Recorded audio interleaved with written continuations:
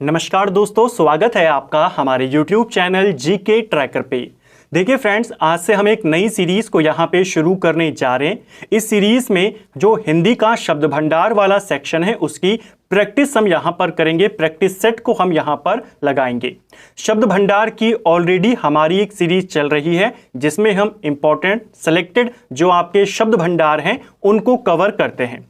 उसके साथ साथ अब हम एक प्रैक्टिस सीरीज को भी चलाएंगे जिसमें आप ऑप्शंस की मदद से कैसे आंसर को कर सकते हैं, क्योंकि एग्जाम में आपको ऑप्शंस के साथ दिए जाएंगे। तो किस तरीके से आपको उनको सॉल्व करना है, किस तरीके से आपकी अप्रोच होगी एग्जाम में, 4 ऑप्शंस में से कैसे आप सेलेक्ट करते हैं, उस चीज की प्रैक्टिस हम इस सीरीज के माध्यम से करेंगे। इसका फॉर्मेट भी वैसा ही रहेगा जिसमें हम इंपॉर्टेंट वालों को कवर करते हैं। हर वीडियो में आपको 10 वाक्यांश, 10 पर्यायवाची के एमसीक्यू और विलोम शब्द, तत्सम तद्भव और मुहावरे। इसमें जो एमसीक्यू होंगे ये सब आपके प्रीवियस ईयर क्वेश्चंस होंगे। ठीक है, इंपॉर्टेंट सिलेक्टेड भी होंगे लेकिन सारे के सारे प्रीवियस ईयर के हैं, किसी ना किसी एग्जाम में पूछे गए हैं। और मैं कोशिश करूंगा कि जो आपका सही आंसर है उसको एक्सप्लेन करने के साथ साथ जो बाकी के विकल्प हैं उनको भी हम क्लियर करते हुए चलें, ताकि एक क्वेश्चन से आपके कई सारे जो कॉन्सेप्ट हैं वो क्लियर हो जाएं। ये हमारी शब्द भंडार प्रैक्टिस सेट सीरीज का पहला पार्ट है। उम्मीद करता हूं आपको ये सीरीज भी पसंद आएगी। तो चलिए आज की वीडियो को शुरू करते हैं। शुरुआत करेंगे वाक्यांश के लिए एक शब्द से। पहला क्वेश्चन जो पेपर में आया था, जिसके हाथ में शूल हो शब्द समूह के लिए प्रयुक्त शब्द क्या होगा? तो जिसके हाथ में शूल हो उसे कहते हैं शूल पाणी। ठीक है, यानी कि शिव की बात यहां पर हो रही है।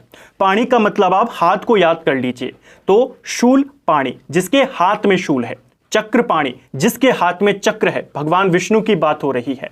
वज्र पाणी जिसके हाथ में वज्र है, यानी इंद्रदेव की बात यहां पर हो रही है। ठीक है, नेक्स्ट है, और इस प्रैक्टिस सेट सीरीज के माध्यम से, या क्योंकि इसमें सारे के सारे पेपर्स के क्वेश्चंस होंगे, प्रीवियस ईयर वाले क्वेश्चंस होंगे, तो आपको आइडिया मिल जाएगा कि इनकी लैंग्वेज पेपर में क्या होती है और इनके साथ विकल्प आपको कैसे दिए जाते हैं और कैसे आपको इनको सेलेक्ट करना है। दूसरा है हमारा प्रियदर्शी शब्द के लिए वाक्य क्या होगा? तो यहां पर एक शब्द दिया है प्रियदर्शी। इसके लिए क्या होगा वाक्यांश की अगर हम बात करें, जो देखने में प्रिय लगे उसको कहते हैं प्रियदर्शी। जो कम बोलता हो उसको क्या कहते हैं? उसे मितभाषी कहते हैं।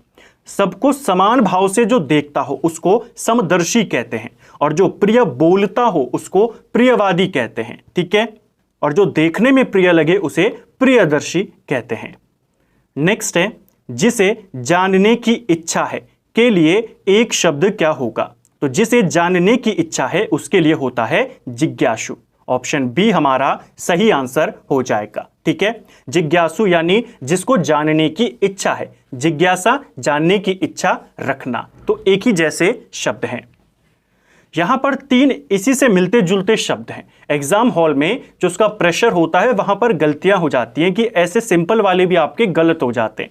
तो सारे इसके मिलते जुलते शब्द हैं। जिघासा का मतलब क्या होता है? इसका मतलब होता है किसी को मारने की, जान से मारने की इच्छा, उसे कहते हैं जिघासा। जिगीषु की बात करें, इसका मतलब होता है किसी को जीत लेने की इच्छा रखना। ठीक है, और जिजीविषु का मतलब होता है जीने की इच्छा रखना। तो जिगीषु क्या हो गया? जीतने की इच्छा। जिजीविषु क्या हो गया? जीने की इच्छा। जिघासा हो गया किसी को मारने की इच्छा, और जिज्ञासु हो गया जानने की इच्छा। ठीक है, तो 4 एक क्वेश्चन से आपके चारों एक जैसे, क्योंकि एग्जाम के एग्जाम्पल है, यहां पर ऑप्शंस आपको दिए गए हैं। ऐसे ही ऑप्शंस आपको हर एग्जाम में देखने को मिलते हैं। अन्य से संबंध ना रखने वाला के लिए एक शब्द क्या होगा? तो अन्य से संबंध ना रखने वाले को अन्य संबंधी बोला जाता है। ठीक है, देखिए अनन्य भी बोला जाता है, लेकिन जो प्रॉपर आंसर यहां पर होगा वो सी वाला होगा। अनन्य का एक अर्थ होता है अन्य से संबंध ना रखने वाला, और इसका दूसरा अर्थ होता है किसी एक में ही आस्था रखने वाला। ठीक है, तो अनन्य के अलग अलग अर्थ होते हैं। इस वाले का जो प्रॉपर आंसर है यहां पर, क्योंकि दोनों दिए गए हैं, तो अनन्यो संबंधी यहां पर सही आंसर हो जाएगा। ठीक है, अन्यत्र मतलब क्या होता है? अन्यत्र मतलब किसी दूसरी जगह, और अन्योश्रित अगर हम बात करें जो किसी पर आश्रित नहीं होता है। जिसका ज्ञान इंद्रियों द्वारा ना हो के लिए कौन सा शब्द यहां पर होगा? तो जिसका ज्ञान इंद्रियों के द्वारा ना हो वो होता है आपका अतीन्द्रिय। ऑप्शन बी सही आंसर हो जाएगा। अतीन्द्रिय का मतलब होता है इंद्रियों के पहुंच से बाहर, जिसको हम इंद्रियों के माध्यम से ज्ञान नहीं जान सकते। जितेंद्र की बात करें, इसका मतलब क्या होता है? इसका मतलब होता है जिसने इंद्रियों को वश में कर लिया हो। सर्वजीत जिसने सब कुछ जीत लिया हो। इंद्रजीत जिसने इंद्र को जीत लिया हो। नेक्स्ट है जो सब कुछ जानता हो के लिए उपयुक्त शब्द बताइए। तो जो सब कुछ जानता हो उसको सर्वज्ञ कहते हैं। जो तीनों कालों में होने वाली घटनाओं के बारे में जानता हो उसको त्रिकाल कहते हैं। जो बहुत कुछ जानता हो उसे बहुज्ञ कहते हैं। और जो जानकार हो किसी भी चीज का उसे ज्ञानी कहते हैं। लेकिन जो सब जानता हो उसे सर्वज्ञ कहते हैं। तो ऑप्शंस आप देख सकते हैं एक दूसरे से लगभग मिलते जुलते हैं, क्योंकि ये सारे क्वेश्चन प्रीवियस ईयर के हैं। जिसका दमन करना कठिन हो वाक्य के लिए एक शब्द का चयन कीजिए। तो जिसका दमन करना कठिन हो उसे दुर्दमनीय कहा जाता है। ऑप्शन ए सही आंसर होगा। अच्युत का मतलब क्या होता है? हमने इसको कवर किया था। किसी को पद से हटा देना, किसी को किसी जगह से हटा देना, उसको कहते हैं अच्युत। दुर्बोध जिसे सरलता से ना जाना जा सके, जिसका बोध थोड़ा मुश्किल हो करना। ठीक है, तो दुर्बोध का मतलब क्या हो गया? जिसे सरलता से न जाना जा सके। पारदर्शी शब्द के लिए उचित वाक्य कौन सा है? तो पारदर्शी का मतलब होता है जिसके आर पार देखा जा सके, उसे कहते हैं पारदर्शी। जो सबको समान देखता हो, हमने ऊपर देखा था, ऑप्शंस में ही आया था समदर्शी। अच्छे कार्य करने पर दिया जाने वाला इनाम उसको क्या कहते हैं? उसे पारितोषिक कहते हैं। और पराई स्त्री से उत्पन्न पुरुष, इसको हमने कई बार कवर किया है, जारज कहते हैं। ठीक है, इंद्रियों को जीत लिया हो जिसने, उसके लिए एक शब्द। तो जिसने इंद्रियों को जीत लिया हो उसे जितेंद्रिय कहते हैं। अब देखिए दोनों यहां पर हैं, लेकिन वर्तनी की दृष्टि से आपका ये वाला शब्द आंसर होगा। ठीक है, तो इतने क्लोज आंसर भी आपको जो ऑप्शंस होते हैं पेपर में दिए जाते हैं। जितेंद्र यहां पर सही होगा। नेक्स्ट है जो भेदा या तोड़ा ना जा सके उसके लिए एक शब्द बताना है। तो जो भेदा या तोड़ा ना जा सके उसके लिए अभेद्य होता है। ठीक है, ऑप्शन बी सही आंसर होगा। तो ये हमारे 10 वाक्यांश थे। संख्या इनकी भले ही 10 थी, लेकिन हम ऑप्शंस को भी यहां पर एक्सप्लेन करते हुए चले हैं, तो आपको एक प्रॉपर रिवीजन हो जाता है, प्रॉपर जो प्रैक्टिस सेट होता है उसका आइडिया आपको यहां पर हो जाता है। क्योंकि इसमें आपके प्रीवियस ईयर के हैं, लैंग्वेज वही है, ऑप्शन डिट्टो वही है, और हम उनको एक्सप्लेन करते हुए चल रहे हैं, तो आपको एक साथ शब्द भंडार का एक प्रॉपर प्रैक्टिस सेशन यहां पर मिल जाता है। अब शुरुआत करेंगे हमारे दूसरे सेगमेंट मुहावरे और लोकोक्तियों के बारे में।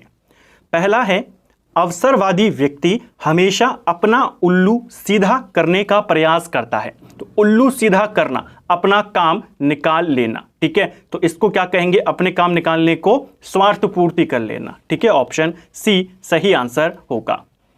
कपटी मित्र के लिए सही मुहावरा कौन सा है? तो कपटी मित्र के लिए कहते हैं आस्तीन का सांप। ऑप्शन ए सही आंसर होगा।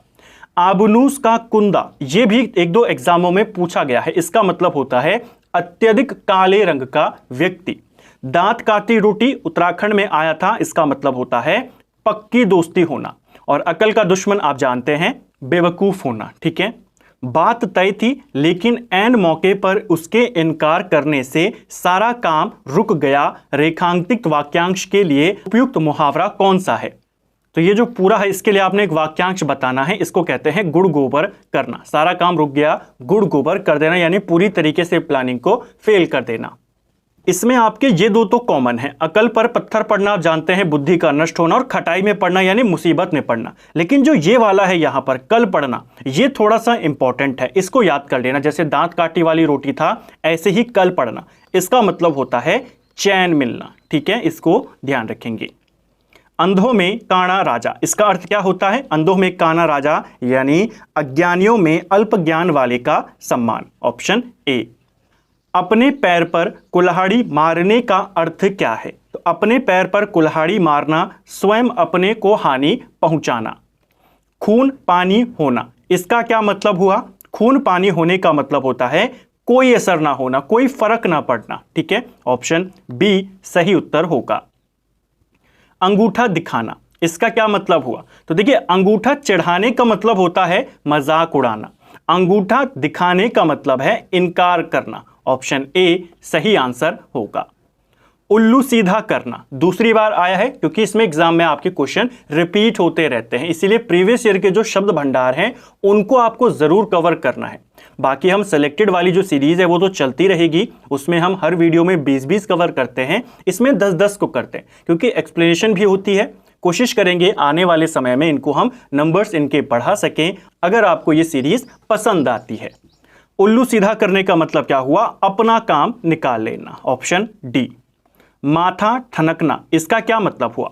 माथा ठनकने का मतलब होता है अनिष्ट की आशंका होना, यानी जो खराब चीज होने वाली है, कुछ गलत होने वाला है, उसकी आशंका होने को कहते हैं माथा ठनकना। ठीकरा फोड़ना, इसका क्या मतलब हुआ? सिंपल सा है, आप बता देंगे। किसी के सिर झूठा दोष लगाना, उसको कहते हैं ठीकरा फोड़ना। तो ऑप्शन सी सही आंसर होगा। ये हमने 10 मुहावरों को यहां पर कवर किया। अब चलेंगे हमारे तीसरे सेगमेंट तत्सम तद्भव शब्दों की तरफ। पहला है तद्भव से तत्सम बने सही शब्द युग्म को चिन्हित कीजिए, यानी कि जोड़े आपने बताने हैं तत्सम तद्भव का, जो सही जोड़ा इनमें से कौन सा है। तो देखिए यहां पर जो सही जोड़ा है वो है ऑप्शन ए। घोड़े का जो तत्सम होता है वो घोटक होता है, तो ये सही है। बाकियों की अगर हम बात करें, सत्तू है यहां पर, सत्तू का सतुआ नहीं होता, सत्तू का सक्तू होता है। इसी प्रकार लौंग का लवांग नहीं होता, लवंग होता है। और गेंद की बात करें, गेंद का गेना नहीं होता, गेंद का कंदुक होता है तत्सम शब्द। तो ये इनके हैं, बाकी तीनों को भी याद कर लीजिए, और घोड़ा घोटक आपको याद पहले से है। नेक्स्ट है निम्नलिखित शब्दों में से कौन सा तद्भव है? तो इनमें से आपने तद्भव की पहचान करनी है। तद्भव है इसमें आपका गधा, और इसका तत्सम क्या होता है? आपने पढ़ा है गर्धव, ठीक है। तो गर्धव जो है इसका तत्सम शब्द है, तो ये क्या हो जाएगा? ये आपका तद्भव है। बाकी तीनों आपके तत्सम हैं। ग्रामीण का तद्भव क्या होता है? ग्रामीण का तद्भव होता है गंवार। यजमान का क्या होता है? यजमान का तद्भव होता है जजमान। और दर्शन का तद्भव क्या होता है? दर्शन का होता है आपका दर्शन। इसको ऐसे लिखते हैं। तो ये इनके तद्भव हैं, और ये एक तद्भव शब्द है जिसका तत्सम ये है। नेक्स्ट है तद्भव से बने तत्सम सही शब्दों का युग्म यहां पर बनाना है। फिर से वही है, तत्सम तद्भव को सेलेक्ट करना है। सही है भभूत और विभूति। भभूत का जो तत्सम होता है वो विभूति होता है, ऑप्शन सी सही आंसर होगा। बाकी तीन को भी देख लेते हैं, क्योंकि कॉन्सेप्ट क्लियर होना जरूरी है। धुएं का धूम नहीं होता, धुएं का धूम्र होता है, ठीक है। चक की बात करें, चक यानी आंखों के लिए कहते हैं, चक का आपका चक्ष नहीं होता, इसका जो तत्सम होता है वो चक्षु होता है, ठीक है। और नेह की बात करें, यहां पर स्नेह सही है, लेकिन ये आधा सा वाला होता है स्नेह। तो इतनी छोटी सी भी आपको मिस्टेक एग्जाम में दी जाती है, जो आपको पता होनी चाहिए। नेह का स्नेह होता है, धुएं का धूम्र होता है, चक का चक्षु होता है, चक्ष नहीं होता। ये वाला सही है, बाकी तीनों आपके गलत हैं। अंगोछा तद्भव शब्द का तत्सम रूप इनमें से कौन सा होगा? तो अंगोछा यानी जो गमछा होता है, अंगवस्त्र जिसको कहते हैं, तो इसका क्या होगा? इसका होता है अंगप्रोछा, ऑप्शन सी। निम्नलिखित शब्दों में से तत्सम शब्द कौन सा है? अब आपने तत्सम पहचानना है। यहां पर सही आंसर है हमारा नासिका। जो नासिका शब्द है ये एक तत्सम शब्द है। इसका तद्भव क्या होगा? इसका तद्भव होता है नाक, ठीक है। यानी कि पहले इसको नासिका लिखते थे, अब इसको नाक लिखते हैं। अगर आपको यह पता होता कि नाक जो है एक तद्भव शब्द है, तो आप इजीली देख जाते कि नासिका का होता है तद्भव, तो यानी कि ये क्या है? ये तत्सम है, और हमें तत्सम ही पहचानना है। खीर की बात करें, ये तद्भव शब्द है। खीर को तत्सम इसका जो होता है वो शीर होता है। अमी की बात करें, ये भी तद्भव है, इसका क्या होता है? अमृत होता है। और कोख की बात करें तो इसका जो तद्भव होता है वो कुक्षी होता है, इसका जो तत्सम होता है वो कुक्षी होता है, ठीक है। तो जो ऑप्शंस में आपको दिए गए हैं एग्जामों में, इनको भी नोट करते हुए जरूर चले। जैसे अमी का अमृत हो गया, कोक का कुक्षी हो गया, खीर का क्षीर हो गया, ऐसे। वत्स का तद्भव शब्द क्या होता है? तो वत्स का तद्भव शब्द, अब देखिए एग्जाम में आपको जो ऑप्शंस दिए गए कितने क्लोज दिए गए हैं। वत्स का जो प्रॉपर आपका तद्भव होता है उसे बच्चा कहते हैं, ऑप्शन डी सही आंसर होगा। कुछ जगहों पर बालक भी दिया है, लेकिन जहां पर आपका बच्चा ऑप्शन में आ जाए वहां पर आपका ये सही होगा, कुछ जगहों पर वत्स का बालक दिया है, शिष्य दिया है, लेकिन जो प्रॉपर होता है वो बच्चा होता है। बच्चे से आप इसको बछड़ा भी याद करेंगे, क्योंकि कुछ जगहों पर वत्स का तद्भव बछड़ा, जैसे बछड़ा भी छोटा बच्चा होता है वैसे। तो इसका प्रॉपर आंसर क्या है, यहां पर बच्चा होगा। तद्भव से तत्सम बने सही युग्म को पहचानिए। फिर से वही तत्सम तद्भव का आपने सही समूह बताना है। सही आंसर है तीर्थ। तीर्थ, ठीक है, जो तीर्थ है आपका, इसे तद्भव करके तीर्थ लिखा जाता है। निम्नलिखित में से कौन सा शब्द का तद्भव रूप है? तो शब्द का तद्भव बताना है, और देखिए कितने क्लोज आंसर है यहां पर। शब्द का जो तद्भव होता है वो शब्द होता है। ऑप्शन सी सही आंसर हो जाएगा। निम्नलिखित शब्दों में से तद्भव शब्द कौन सा है? तो तद्भव आपने पहचानना है। तद्भव सही आंसर हो जाएगा दर्शन। अभी आपने देखिए ऊपर मैंने आपको ऑप्शंस में एक्सप्लेन किया था ना कि जो दर्शन है ये क्या है आपका, ये तत्सम है, और इसका तद्भव होता है दर्शन। कहीं पर इसको इस वाली शाह के साथ लिखा गया है, कहीं पर गोल वाली शाह के साथ, ज्यादातर आपको ये देखने को मिलेगा। तो ये इसका तद्भव होता है, ठीक है। निम्नलिखित शब्दों में से तत्सम शब्द कौन सा है? तो तत्सम शब्द की बात करें, इनमें से मनुष्य, ये तत्सम है। जब हमने हमारी जो इंपॉर्टेंट शब्द भंडार वाली सीरीज है वहां पर मैंने आपको पहचान बताई थी कि जो आपके ज्यादातर षटकोण वाले शाह होते हैं वो आपके तत्सम में होते हैं। तत्सम पहचानना था, मनुष्य पे कर देंगे। इसका तद्भव क्या होता है? मानव होता है, ठीक है। तो ये आपके 10 तत्सम तद्भवों को हमने यहां पर कवर किया। प्रैक्टिस सेट के माध्यम से एक और चीज होती है कि जब आप विकल्पों में से किसी एक को चुनते हैं तो वो चीज आपको ज्यादा समय तक के लिए याद रहती है, क्योंकि दो ही कंडीशन होंगी, या तो आप सही का चयन करेंगे या गलत का करेंगे, और दोनों कंडीशन में आपको याद रहती है अगर आपने उनके साथ एक्सप्लेनेशन को भी कवर किया है कि आपका सही क्यों हुआ, बाकी गलत क्यों थे, या आपका गलत क्यों हुआ, सही क्यों नहीं हुआ, ठीक है। तो उसका आइडिया आपको मिल जाता है। जो आप क्वेश्चंस आप सॉल्व करते हैं वो आपके माइंड में रह जाते हैं। तो जब आप एग्जाम में जाते हैं आपको इससे मिलता जुलता दिखता है, आप सीधा आपका माइंड क्लिक कर जाता है कि हाँ ये वाला क्वेश्चन मैंने देखा था। अब बात करेंगे पर्यायवाची शब्दों के बारे में। पहला है निशा का पर्यायवाची शब्द कौन सा है? तो निशा का पर्यायवाची शब्द होता है तमिश्रा। अभी हमने कल ही की वीडियो में निशा के कई सारे पर्यायवाची शब्दों को देखा था। आपको दोनों सीरीज को कवर करते हुए चलना है। आपकी जो इंपॉर्टेंट वाली है जिसमें हम सारे बुक्स के निचोड़ को कवर कर रहे हैं, और ये प्रैक्टिस सेट जिसमें हम केवल प्रीवियस ईयर के जो क्वेश्चंस हैं आपके अलग अलग किताबों के, उनको कवर करेंगे। चंद्रहास शब्द का पर्यायवाची क्या होगा? तो चंद्रहास, इसका पर्यायवाची शब्द करवाल होता है। ऑप्शन बी सही आंसर होगा। भौरा, इसका क्या पर्यायवाची शब्द है? तो भौरे का पर्यायवाची शब्द द्विरेफ है। अब देखिए भौरे का ये जो द्विरेफ है थोड़ा सा अलग सा है, तो ये वाले इंपॉर्टेंट हो जाते हैं एग्जाम की दृष्टि से। ब्राह्मण का पर्यायवाची शब्द बताइए।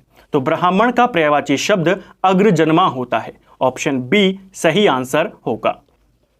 कौन सा शब्द नेत्र का पर्यायवाची है? तो नेत्र का पर्यायवाची शब्द होता है अक्ष। ऑप्शन ए सही आंसर होगा। दामिनी का पर्यायवाची शब्द कौन सा है? दामिनी का पर्यायवाची शब्द आपका दीप्ति होता है। ऑप्शन बी सही आंसर हो जाएगा, ठीक है, बाकी आपके गलत हैं। निम्नलिखित शब्दों में से धरती का पर्यायवाची शब्द कौन सा नहीं है? तो कल हमने धरती का देखा था मेदिनी, धरती का होता है ईला, धरती को कहते हैं अवनी, ये भी धरती का है। जो सरसी होता है ये धरती का नहीं होता, ये तालाब का होता है, जो एक जल का क्षेत्र होता है उसका होता है। तो ऑप्शन सी सही आंसर हो जाएगा। हरिण का पर्यायवाची शब्द कौन सा है? हरिण यानी जो हिरण होता है, जिसे हम मृग कहते हैं, सारंग कहते हैं, कस्तूरी कहते हैं, उसी का एक अन्य नाम है कुरंग, ठीक है, ऑप्शन बी।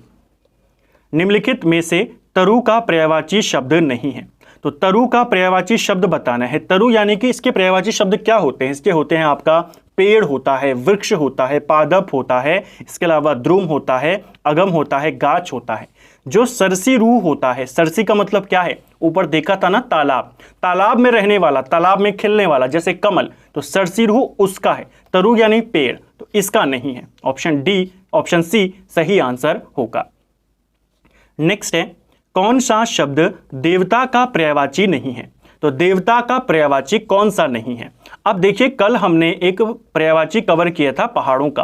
पहाड़ों में आया था महीधर। हमने धरती और पहाड़ दोनों को कंपेयर करते हुए पढ़ा था। धरती का क्या होता है, धरती का होता है मही, और पहाड़ का क्या होता है, महीधर। तो ये चीज आपको याद होनी चाहिए जो लिंक के साथ होती है। मही धरती का है, महीधर आपके पहाड़ का है। तो ये तो पहाड़ का हो गया, बाकी आपके देवता के हैं, ये वाला देवता का नहीं है। ऑप्शन डी सही आंसर होगा। जो आगामी वीडियोस होंगे इस सीरीज के, इस प्रैक्टिस सेट के, कोशिश करेंगे एग्जाम से पहले ज़्यादा से ज़्यादा प्रैक्टिस सेट लगाएं, क्योंकि ये नंबर फ्री के होते हैं कि आपको अगर आता है तो आप सीधा 100% स्कोर कर जाएंगे, नहीं तो आप उसको नहीं कर पाएंगे। जितनी चीज़ें आप प्रैक्टिस कर जाएंगे उतना फ़ायदा आपको एग्जाम में होगा। कोशिश करेंगे आने वाले एग्जाम में और ज़्यादा एक्सप्लेन मैं यहाँ पर कर सकूँ पर्यायवाची शब्दों में भी। अभी हमारा ज़्यादा फोकस तत्सम तद्भव और जो आपके वाक्यांश से मुहावरे थे उन पे था। जल्द ही इसको हम पर्यायवाचियों में भी आपके जो एक्स्ट्रा फैक्ट हैं उनको कवर करेंगे, ताकि आपको एक सिंगल वीडियो में एक प्रॉपर शब्द भंडार का आपका सेशन आपको मिल सके 30 से 35 मिनट का, जिसमें आपके 50 क्वेश्चन होंगे प्लस एक्सप्लेनेशन होगी और सारे क्वेश्चन प्रीवियस ईयर के होंगे। अब चलेंगे हमारे अंतिम सेगमेंट विलोम शब्दों की तरफ। पहला है अर्जन। अर्जन का विलोम शब्द होता है व्ययन। ठीक है, अर्जन यानी पैसा जमा करना, कुछ चीज को जमा करना, और व्ययन यानी खर्च करना। नेक्स्ट है कथित। कथित शब्द का विलोम शब्द होता है अकथित। अब देखिए सिंपल सा है, जब हम बुक्स में देखते हैं ना कि कथित का अकथित हो जाएगा, आ ही तो लगाना है, लेकिन एग्जाम में आपको ऑप्शन इस तरीके से दे देता है अकथ्य, कथ्य, कथनीय या अकथित।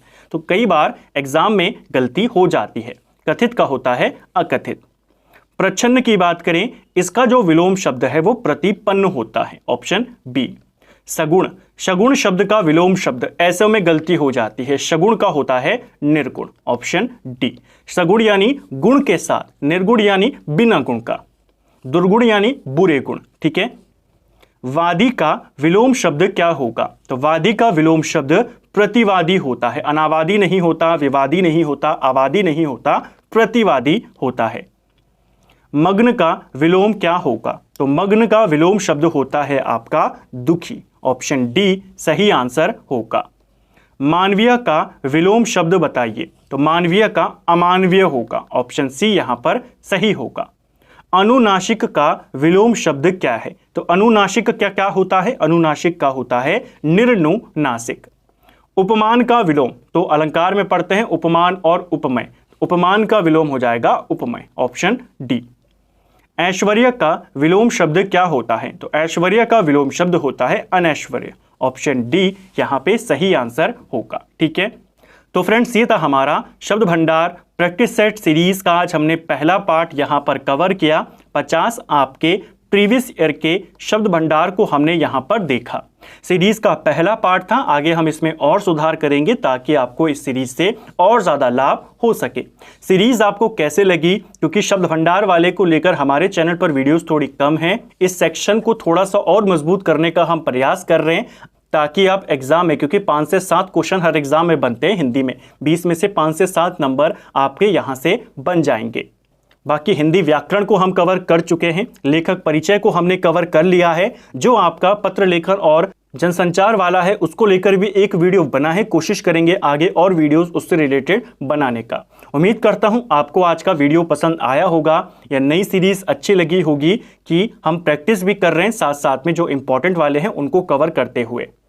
अगर आपको ये सीरीज पसंद आई है तो वीडियो को लाइक करें। अगर आप चैनल पर पहली बार आए हैं, चैनल को सब्सक्राइब करें, दोस्तों के साथ शेयर करें। वीडियो आपको कैसा लगा कमेंट बॉक्स में हमें ज़रूर बताएं। Thank you friends. और साथ में आपके 50 में से कितने सही यहाँ पर हुए हैं उसको भी कमेंट में ज़रूर बताएं।